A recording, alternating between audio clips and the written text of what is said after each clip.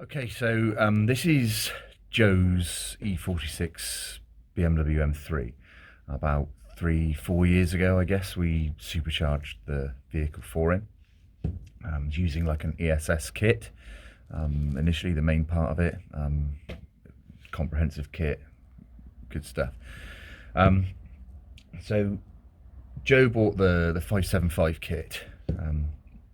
He wanted to see 600 horse plus, so we got the kit over. I wanted to go aftermarket management. He didn't at the time, so that's fine. So we installed the kit, did everything you should do on the stock engine. We put ARP bolts, and we also did the King bearings at the time. They're quite renowned for being a bit of a pain, so it was worth doing. Went through the lot.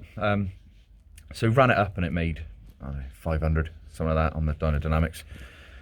So after a bit of emailing around between us and ESS and such like,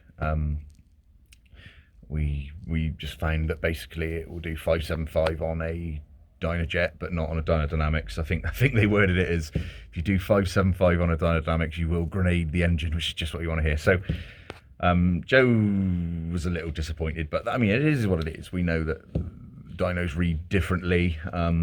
We're a little, 75 out, but it is what it is. It's the industry I'm in, unfortunately. So Joe said, I do want to see 600 out of that car, Steve. So we sort of set to it, really. Installed methanol injection. Friends of ours over at JK Fabrications sorted us out like a tank. I'll show you in the boot in a minute. It's a lovely setup.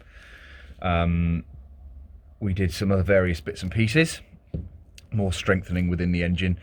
Interestingly, the reason I've got it back now is poor old Joe's just had the clutch and flywheel, and we've had the head gasket go as well. It's quite a common problem again between two cylinders. Fortunately for us, Joe's a plumber, so he has loads of money.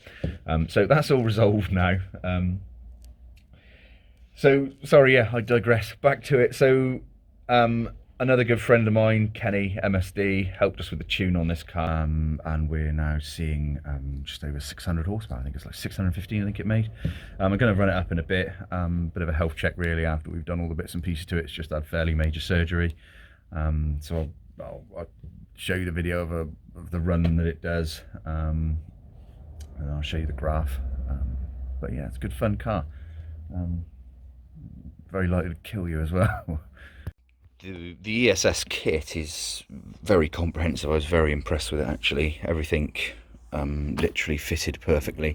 If anything, we've had these blow off a couple of times. So if there were one thing I'd say, would be to maybe make some mounts to go in between, but it's genuinely very good. Other than that, everything fitted, it was just perfect, really. Like I say, I mean, that's the only thing, and to be fair, they've been on there now. It hadn't come off for a little while, a good long while.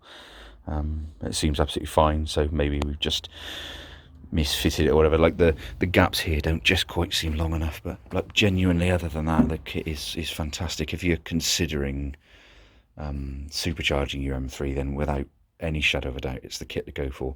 It runs the Vortec V3 charger. Yeah, good bit of kit. I'll let you hear it.